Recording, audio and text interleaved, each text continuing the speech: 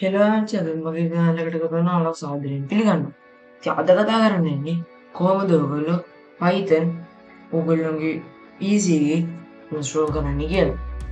හරි. අපිට ගන්න තියෙන්නේ ඉස්සෙල්ලාම browser එක open කරගන්න.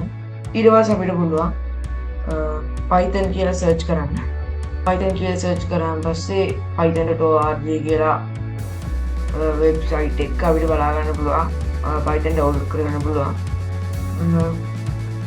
මෙතන ඩවුන්ලෝඩ් වලට ගියාන් පස්සේ අපිට මෙතන බලා ගන්න පුළුවන් දැන් තව ඉතින් තියෙන්නේ Python 3.11.4 කියන එක අපිට මෙතනින් ඩවුන්ලෝඩ් කරන්න පුළුවන්. හරි. දැන් අපි මොබයිල් යූසර්ස් වලට මේක යූස් කරන්න බැරි නිසා පුළුවන් IDE කියලා එකක් තියෙනවා. ඒකෙනුත් අපිට කෝඩ් කරන්න පුළුවන්.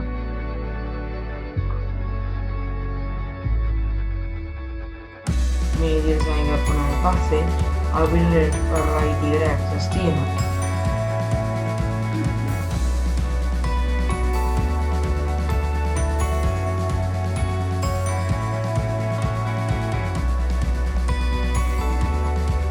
මේ විදිහට create එකක් දීලා අපිට උන මෙතන HTML Python වගේ එකක් use කරලා variable එකක් create කරගන්න.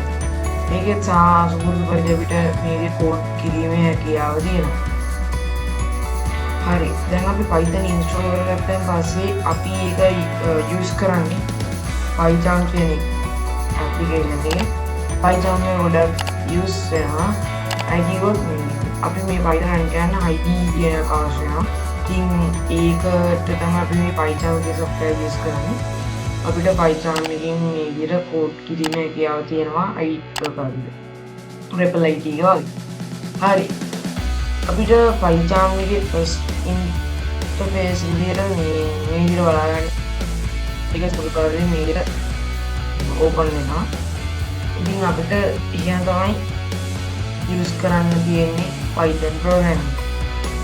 මම හිතනවා කියලා හරි ඉතින් එපිසෝඩ් එකක් එකතු වෙන්න තවත් වීඩියෝ එකට බලාපොරොත්තු වෙන්න.